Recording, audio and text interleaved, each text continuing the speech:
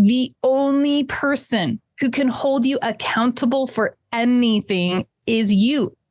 And to be successful, you must develop the mental honesty and courage to own your thinking, actions, and results. If you're not conscious about your investment strategy, you won't end up where you want to be, not financially or as a human.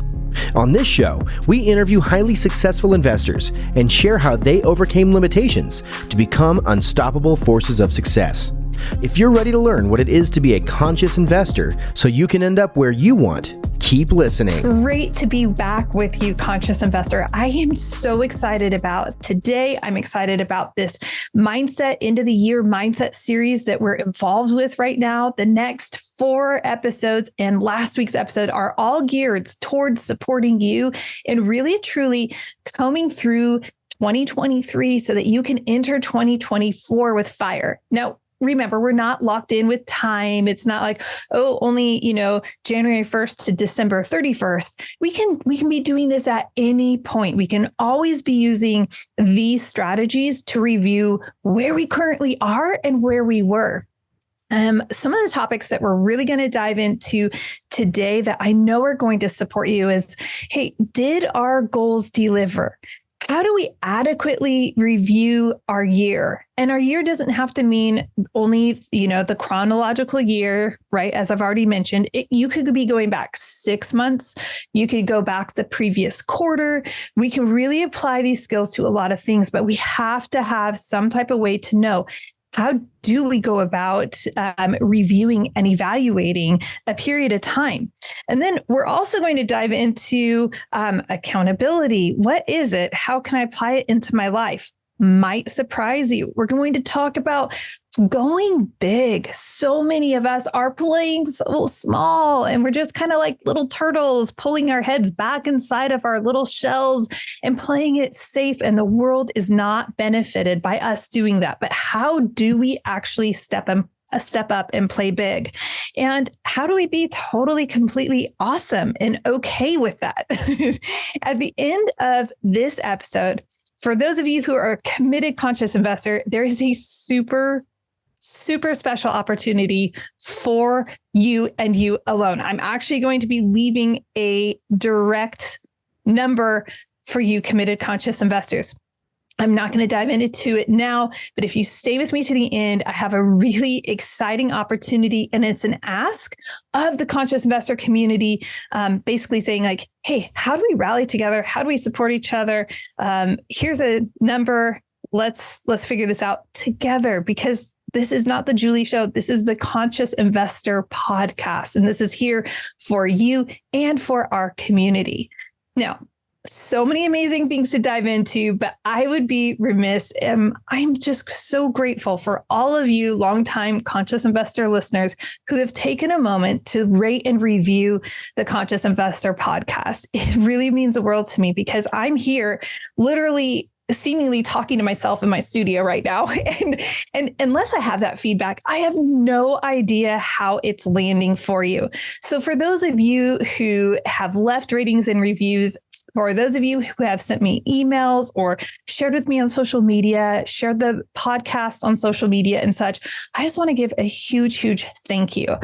Recently, it's not coming out until January, but recently I had my friend Hal Elrod on the show. And if you don't know Hal yet, you need to go and connect up on his social platforms. And then also, he just re-released an updated version of the Miracle Morning book.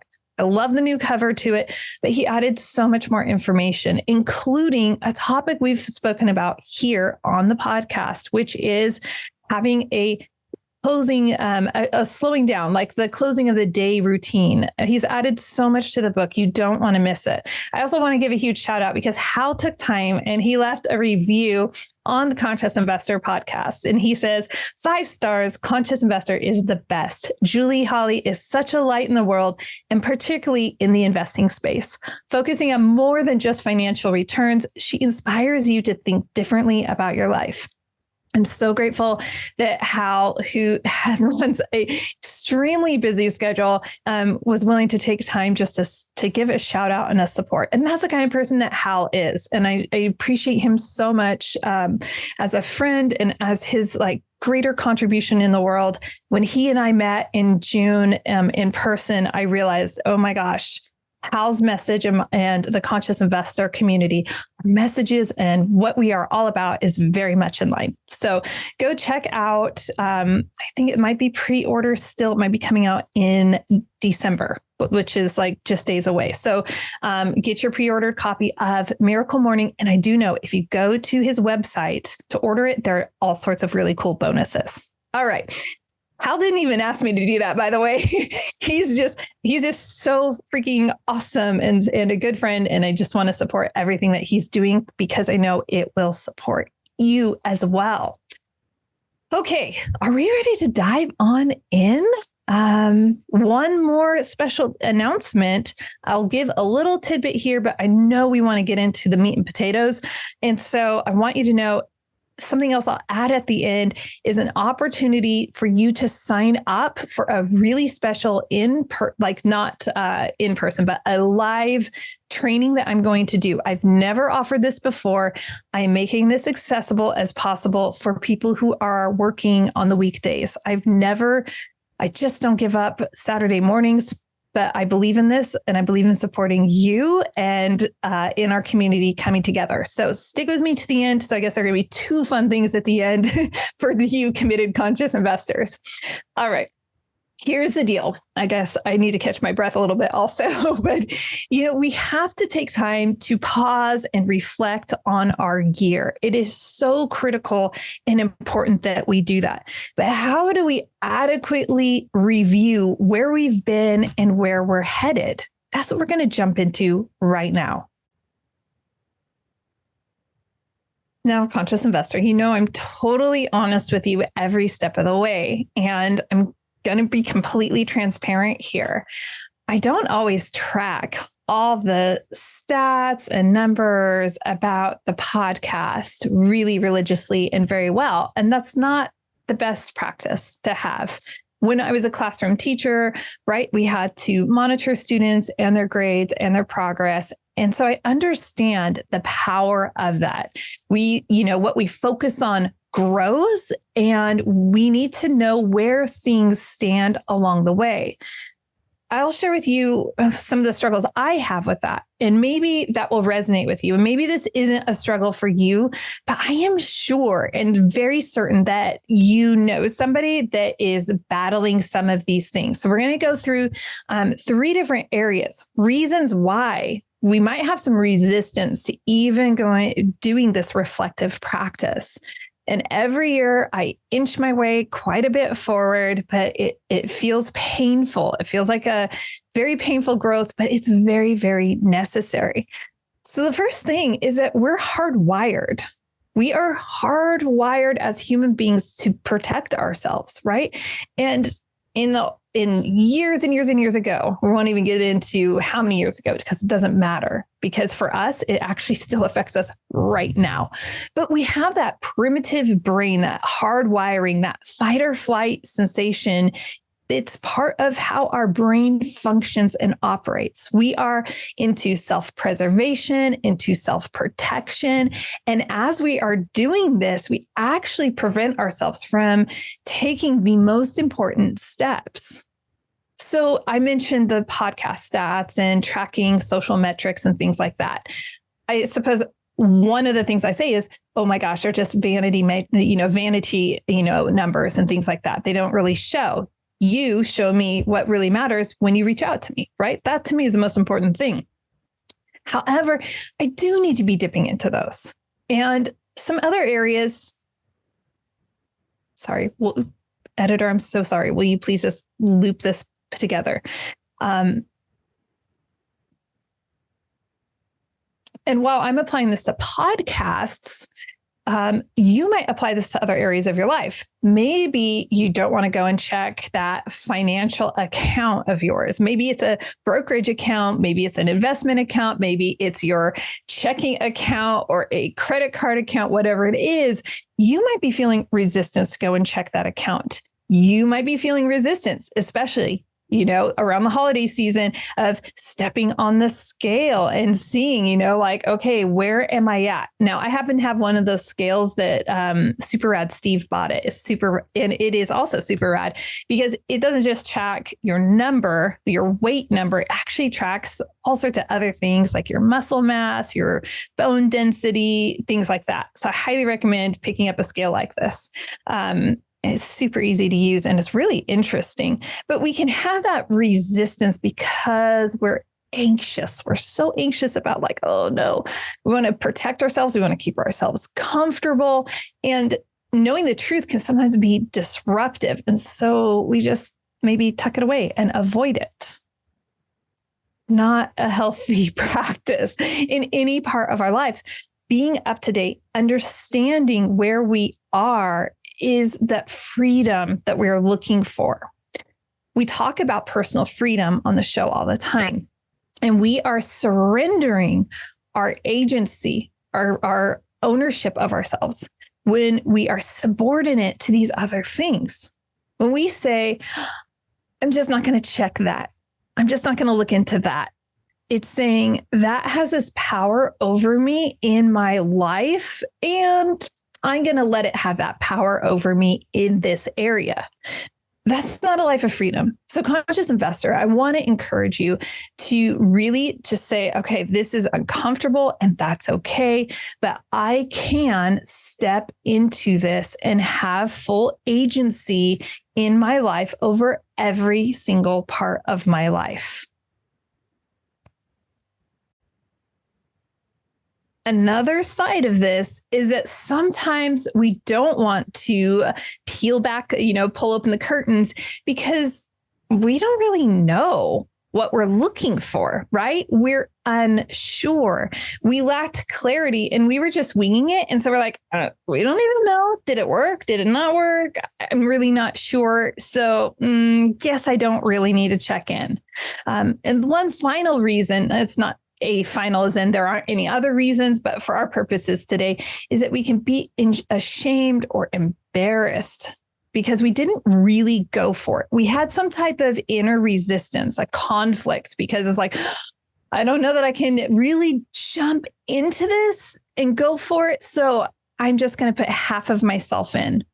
We might do this. And honestly, I have a tendency to do this myself where sometimes I'm scared to really commit and go all in. I know that might seem surprising into something because I'm scared of failing.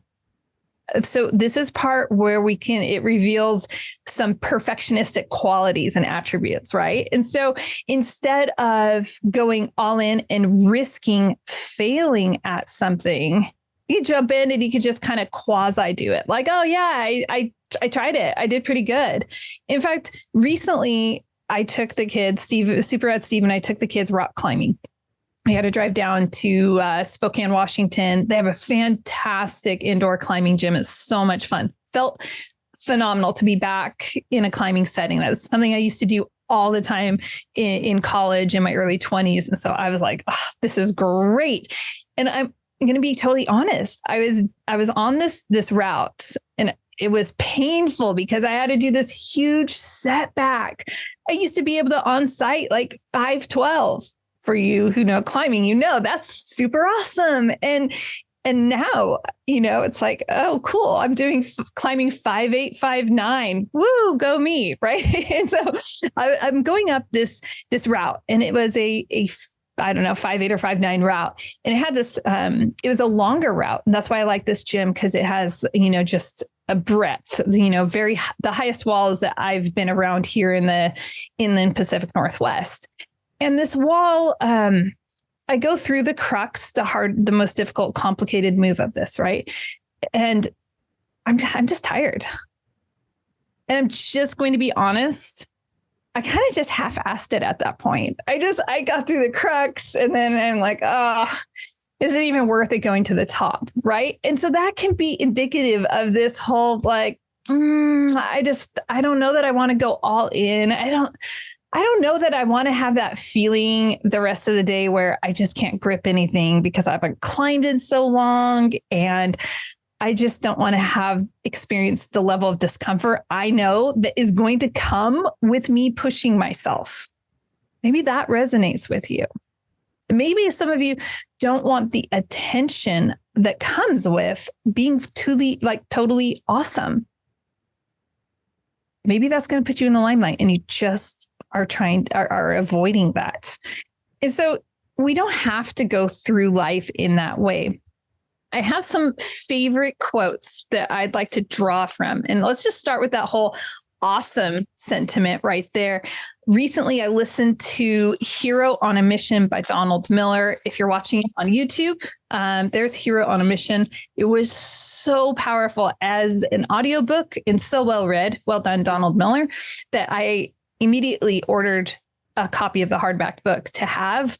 And he says this, a hero is not ashamed to want something. This really landed for me, and I'm sure you can imagine why after I just shared my rock climbing example and my chasing stats, actually not chasing them example and such, right? He says, a person's reasoning for wanting nothing in life might go like this. When people want things, it ruins the environment and leads to murder, pillage, and deceit. I don't want to be one of those people, so I don't want to want anything. Then he says, but not wanting anything because some people want unhealthy things is not a sufficient answer, nor does it address the world's problems. Let's not pretend not wanting anything is somehow noble. All human advancement has happened because a person or group of people wanted something. He goes on, and this is a powerful section. It's on page 61. If you have the book, that's where I was reading from. And so I want to encourage you that as we are going through this, and don't worry, I'm going to get into 4 specific tactics in a moment, but it's good to want things. And so for me, I have to put that perfectionistic tendency in check and say, it's okay if I want to serve the world powerfully. It's okay if I want to have the conscious investor as a movement globally. That's okay. I can want big things. What big things do you want in your life? It doesn't have to be a global movement. It might mean I want my kids to be able to go to the best schools. I want to be able to travel with my spouse so that we can have these experiences together. It might mean I want to be able to volunteer in the public school classroom so I can be helpful to the educators there and an influence in the students' lives. You see, we can want things in a lot of different capacities and we can show up in such different ways. So powerful. As we're talking about this, in line with this is another favorite author of mine, Jon Acuff. Again, I started with the audiobook, and you see, I'm holding this up on YouTube. This is the only, seriously, probably one of the only books I've ever bought used. I don't buy used books, and because you can see, I actually take care of my books, the front covers, everything like that. And I don't like having gunked up. I know that's a total sidebar. I'm a little particular about my books. But Jon Acuff, he's a phenomenal author and speaker. And one of the things that I appreciate about his work is that it's hilarious, but pointed. And case in point, he says, I learned a simple lesson about being awesome. Always play to the size of your heart, not the size of your audience. He says, awesome doesn't let the crowd determine the size of performance. Awesome gets up for 2 people or 200 people. Awesome has a huge heart, and that's what it always plays to. The size of the crowd doesn't matter. The applause of the audience doesn't matter. The money you make singing doesn't matter. Okay. And he goes on to say, if you live your life that way, the results become gravy instead of the missing ingredient to your joy. If you grab hold of this concept, you can start living an awesome life right this second. So I want to encourage you, if you're struggling with one of these three areas of self-protection, self-preservation, if you're struggling with creating the clarity, or if you're ashamed and embarrassed to actually go big, I want you to think about being awesome, about being the hero of your life, of your story, because you're not doing the world a service by playing small.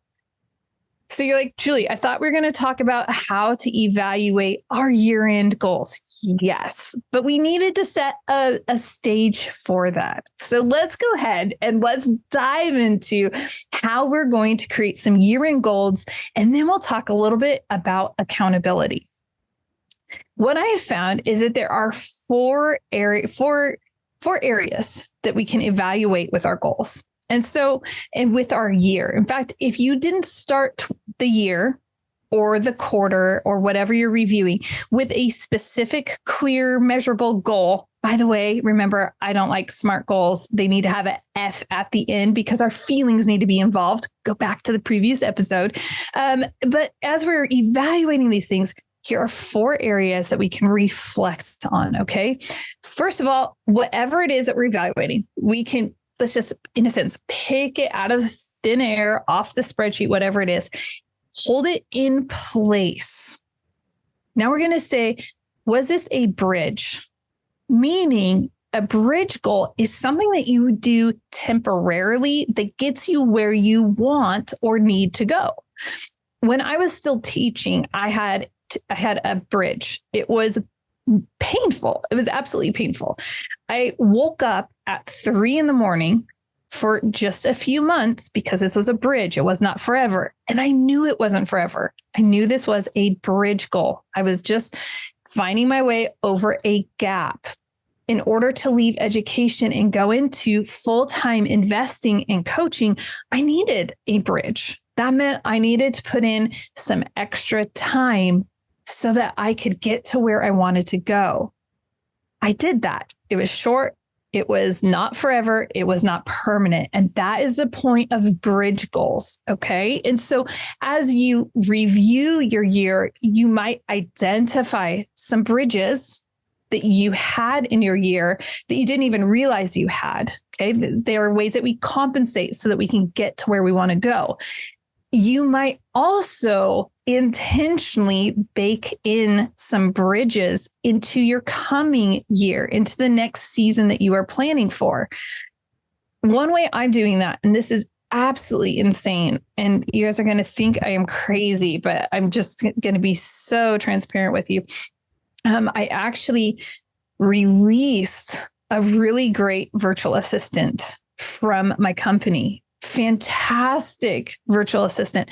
I noticed that there were areas that were out of my line of sight. I wasn't managing everything really well. And I basically decided I'm going to throw a clog in the wheel, right? Use a real Dutch phrase, and just like let things kind of break apart and see what is superfluous, what doesn't matter, what do I need to get rid of, what do I need to pour into, because I was lacking clarity. And I know that sounds like you truly cannot believe you did that to find clarity, but I couldn't see it. I'm like, well, I'm just going to make a really drastic move here because it's imperative that I have clarity.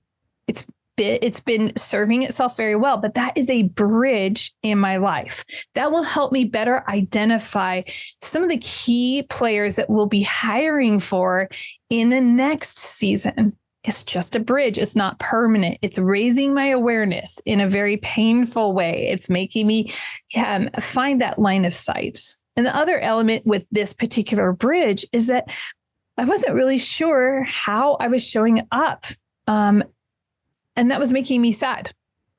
And as soon as we start losing joy in what we do, we need to pull back and say, all right, hold on.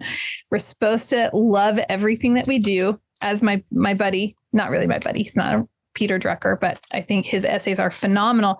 But, we're supposed to pursue what we love.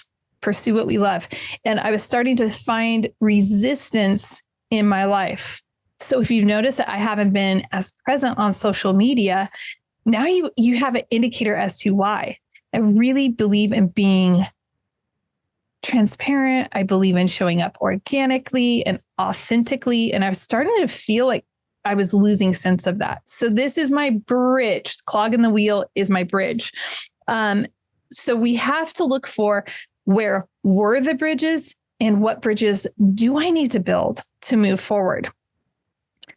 The next area we're going to look at is what was good. Good is the enemy of great. So there are a lot of good things that happened over this past year. There were a lot of really important things that happened over the past year for me. They were really, really good. But I don't want to be good. I want to be great. And I know you do too, conscious investor. So we need to identify what is good, but not great, because we can release it from our life. There are going to be some big changes for myself in the next season, because I'm like, no, that was really good, but that's going to prevent me. It will take my time away from pouring into the one thing that was going to actually be truly great. Now, some of you are still wondering, I don't know what my one thing is. By the way, Gary Keller is kind of the one who has that quote, right? Who created the one thing. And that is his book. Pick it up, read it, really helpful. Peter Drucker, in his essay, you've heard me reference this before, Managing Oneself. He says, do not try to change yourself. You are unlikely to succeed, but work hard to improve the way you perform. And try not to take on work you cannot perform or will only perform poorly. He goes on to say a little bit later, a few pages over, maybe 10 pages over, he says, successful careers are not planned. They develop when people are prepared for opportunities because they know their strengths. They know their method of work and their values. Knowing where one belongs can transform an ordinary person, hardworking and competent, but otherwise mediocre, into an outstanding performer. Just think about that for a moment. Maybe hit the 15-second back button and listen to that quote again. The important thing here is good, mediocre, it just is. But if we want to be truly great, even if we are just average or even a little bit mediocre, if we are focused, we can truly become great.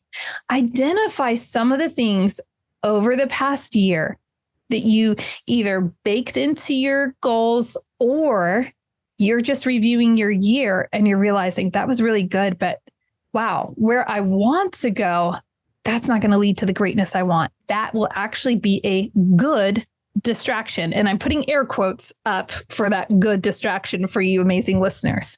So we want to make sure that we're extracting that out and saying, you served me well. I appreciate what you showed me. I appreciate how you helped me get to where I am now. And now I release you. Then we're going to look for one more area. The last area is really easy and fun. We're going to look for goals and things that we did that were completely in line. So when we review, again, to our baked goals or to, just reviewing our year, what was completely in line with what you want to generate, contribute, or create during the next season? Just pause. There are things that you have done that are like, yes, more of that, more. Yes, that was awesome. It was completely like, I felt alive. I felt joy. I felt electrified. And I just didn't want to stop doing it because I could see what that was creating and generating. Those are inline goals. They get to stay. They get to go to the next final part. And if you're with me and I do this in a session, it's actually a funnel, right? And all of these things funnel down to what gets to move forward with you. Okay. So we found our bridge goals. We're like, okay, we have to have bridges sometimes in life. Not a big deal. We found the good that's robbing us of the great. We've removed them from our life. We found the things that are completely in line. And now we know exactly what is going to move forward with us into the next year. I want to touch for a moment on accountability. If you have not read The 12-Week Year, again, I love books. Reading changes your life. It is the best $12 to $25 investment you can possibly make. Buy books, read the books. And guess what? Reading them in a book form is actually more powerful than audiobooks. It's just a reality. Obviously, I'm a podcaster. I love audio content and I'm a huge audio consumer. However, make sure you're actually buying and reading books because it activates a different part of our brain. We are more focused. We are more present. We are more engaged when we're actually doing the old-fashioned reading. All right.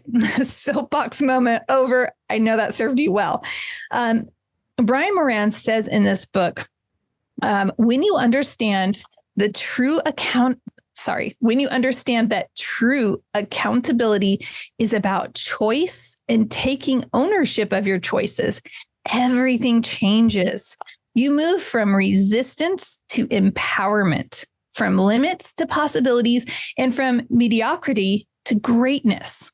The only person, I'm going to repeat that, the only person who can hold you accountable for anything is you. And to be successful, you must develop the mental honesty and courage to own your thinking, actions, and results. Going back full circle to having personal freedom, having agency, it means having this level of accountability in your life. You are the only person who can hold yourself accountable.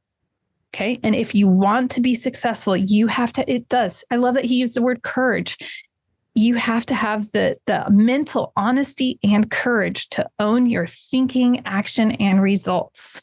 You can read more about that in the 12-Week Year. He also wrote, and I read it, I've referenced it before, unaccountability.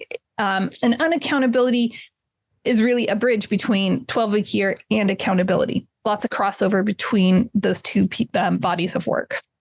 So I want to encourage you that as you are reviewing your year, whatever that year or period looks like, I want you to have that mental honesty and courage to look at, to review, to overcome those natural defense mechanisms that we have for self-protection and preservation, to really start saying, I have to be clear about what it is I'm generating. And it's okay. In fact, it's great that I want things, like Donald Miller was pointing out. It's okay that I want to be XYZ, that I want to create or generate XYZ. And I can do that. Like John Acuff says, I can be awesome. Awesome is a good thing. And the world needs you to not be playing small, because that's not doing the world a favor. So as you are reviewing your year, enjoy this process, funnel everything down from bridge and good, get rid of the good, find the things that are in line, and then you'll know these things get to move forward.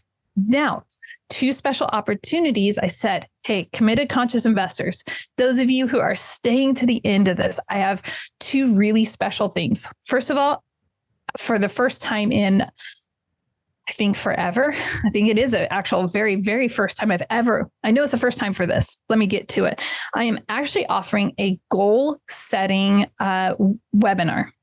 And it's not going to be a webinar where it's a recording of me. I'm actually going to be live in person the entire time, start to finish. And this goal setting session is not a typical goal setting session. We're not going to sit around and set SMART goals. Obviously, that's not in line with the conscious investor. Not that SMART goals are bad, but we're going to be going in approaching our goals in a new, fresh way that will be deeply meaningful, that will impact how you are setting up your goals for whatever season you are entering into.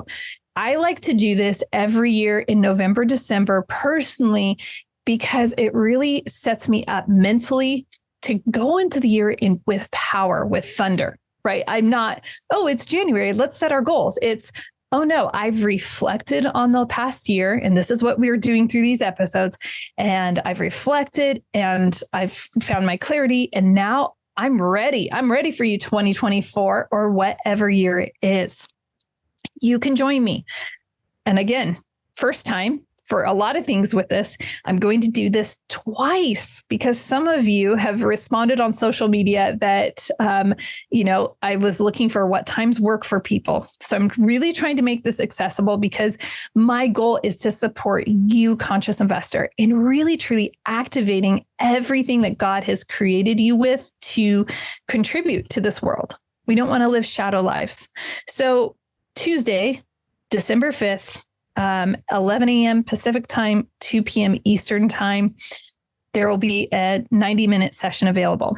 I'm also going to have one other 90-minute session available for goal setting Saturday, December 9th, 8:30 a.m. Pacific, 11:30 a.m. Eastern time.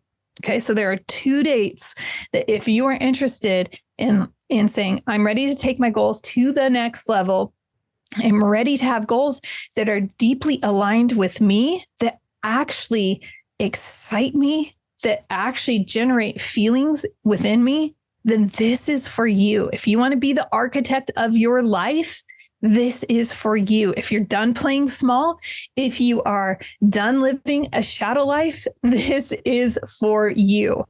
Okay. It's so important that we are setting these goals and generating the momentum and energy that we need. So again, recap on that goal setting session is taking place December 5th. It's a Tuesday, 11 a.m. Pacific, 2 p.m. Eastern time, or Saturday morning.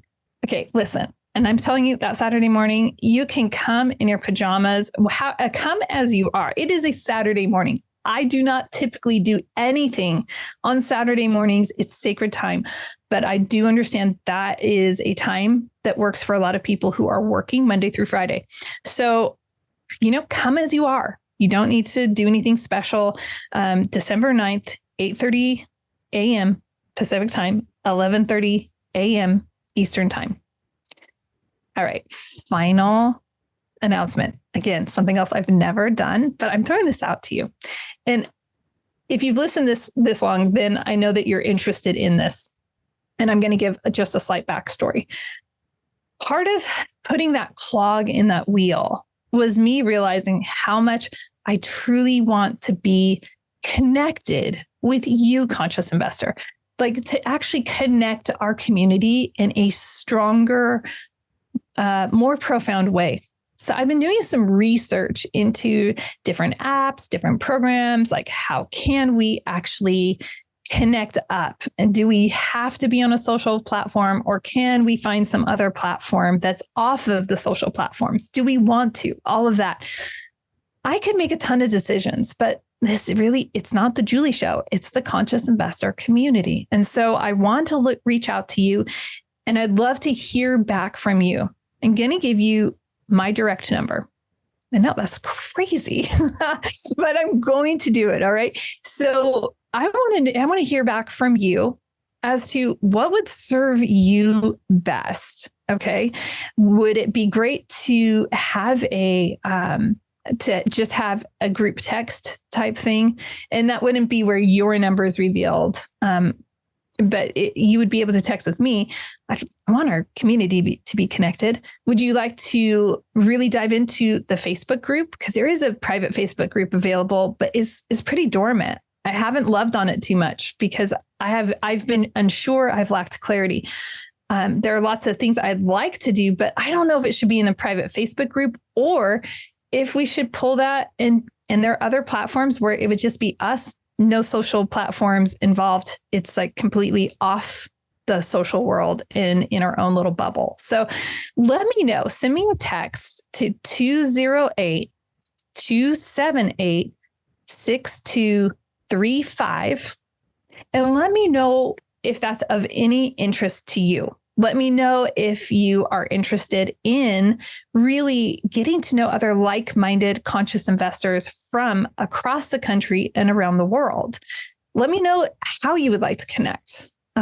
So would it be helpful if I sent some encouraging text messages your way? Let me know that. Would it be helpful if we had our own private community off social platforms, yeah, let me know. If you have another idea, let me know, because really, I want to amplify your voices. We all have our areas of expertise where we can support each other, and we want to truly be the champions for each other. We want to support each other in the challenges we faced, and we also want to celebrate the victories that so many of you have. Those victories should not be celebrated in silence. So let me know. Let me know what's going to serve you best. Again, that number is 208-278-6235. Shoot me a text message. I will respond to you. And this is part of what we're changing as we go into 24. There are going to be some big changes. I already have some things baked in. I'm so excited. And that comes from going through this process myself over the last month, just in preparation for this. Conscious Investor, you are amazing. And I'm so excited for, what God has in store for you over this next period of time. I'm excited for your greater contribution and your willingness and to be tenacious in developing that and curating it so that you can really, truly give that to the world. It is completely worth it. Until next time, cheers to health, mindset, and wealth.